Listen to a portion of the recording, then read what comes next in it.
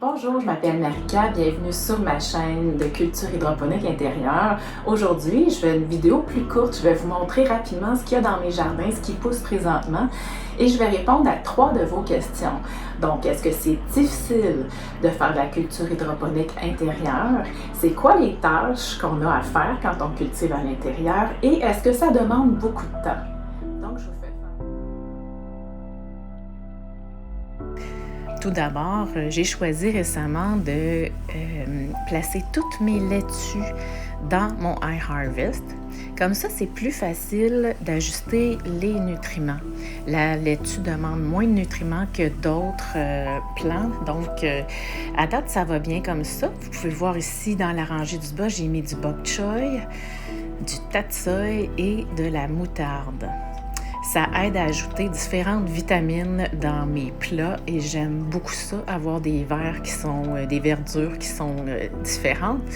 Ici, c'est des petits bébés que j'ai semés, donc pour avoir une rotation, avoir tout le temps de la laitue, il ne faut pas toute la semer en même temps, hein?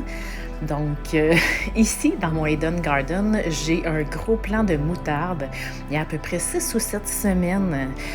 Il est vraiment gros si vous comparez avec la grosseur de ma main.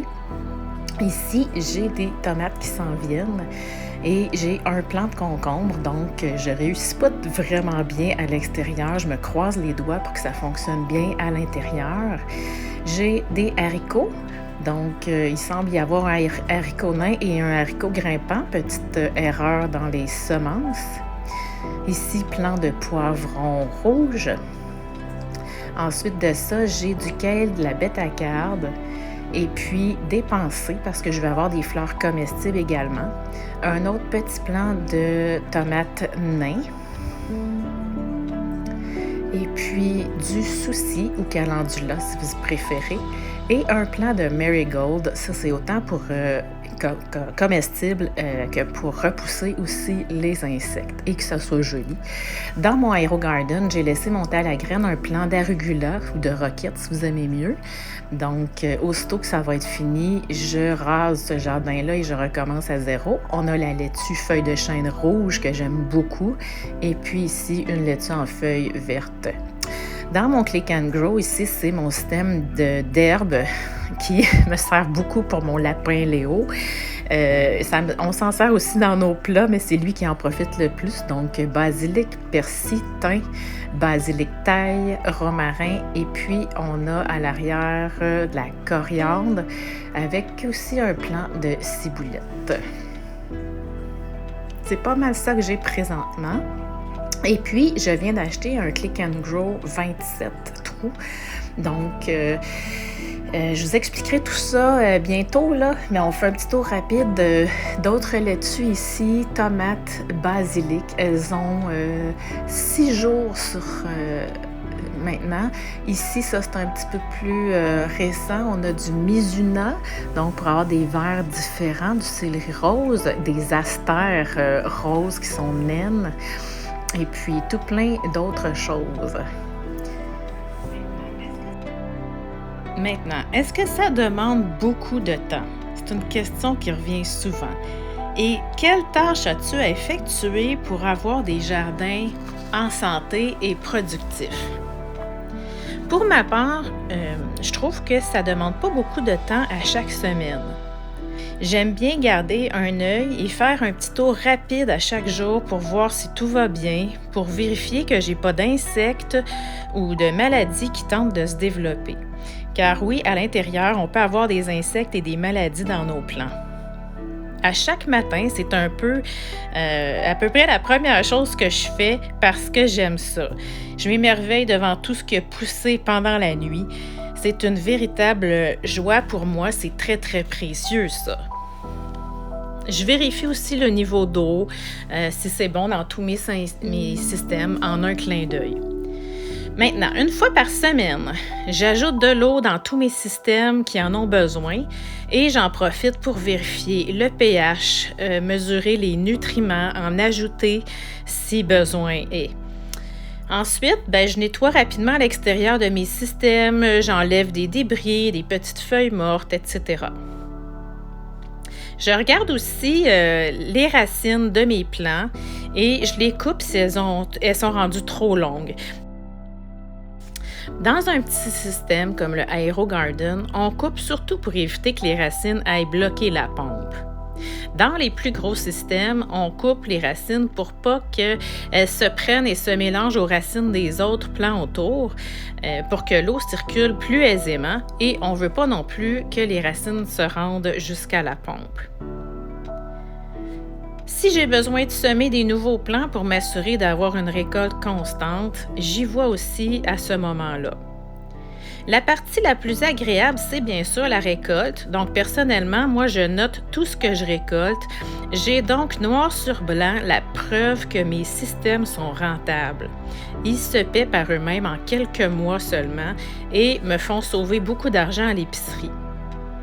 Par semaine, j'y mets généralement pas plus que 10 minutes environ. Et puis, 2 à 3 fois par année, les systèmes ont besoin d'être nettoyés en profondeur.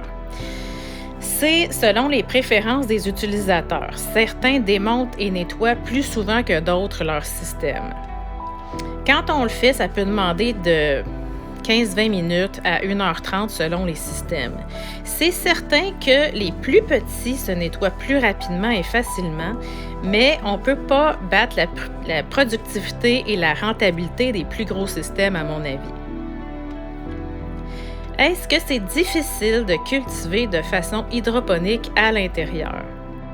Pour ma part, je trouve ça plus agréable que difficile jusqu'à maintenant. Peut-être est-ce parce que j'ai pas eu d'infestation dans mes jardins. Je trouve que c'est facile, mais il y a quand même des notions de base à aller chercher. On voit souvent des publicités de jardin où on nous vend ça comme des systèmes plug and play et c'est pas toujours le cas, c'est pas toujours ça qui se passe. Ça dépend de plein de choses. Si on a des problèmes d'insectes, si notre eau, le pH varie énormément, si on a un problème d'algues ou des maladies dans nos plants, ça dépend aussi de ce qu'on fait pousser.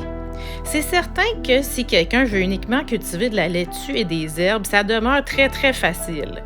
Quand on veut faire pousser des plants à fruits, comme des tomates, des concombres par exemple, etc., on doit ajuster les nutriments en conséquence pour aider la floraison. On peut avoir aussi à polliniser et ajouter d'autres nutriments comme du calmag, de l'acide fulvique. Et puis, s'instruire un petit peu pour optimiser nos chances d'avoir une récolte abondante. Mais je dirais qu'en général, c'est quand même assez facile de cultiver à l'intérieur. En terminant, sans exagérer, je vous dis que moi, ma vie, elle a changé depuis que j'ai mes jardins à l'intérieur. J'ai pas eu un hiver du tout comme les autres hivers. Il m'apporte beaucoup de joie à chaque jour.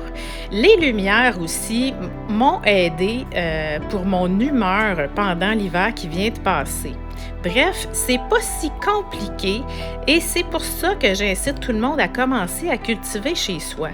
Non seulement on ne peut pas acheter plus local que ça pousse dans notre maison, mais on économise beaucoup sur l'eau en hydroponie.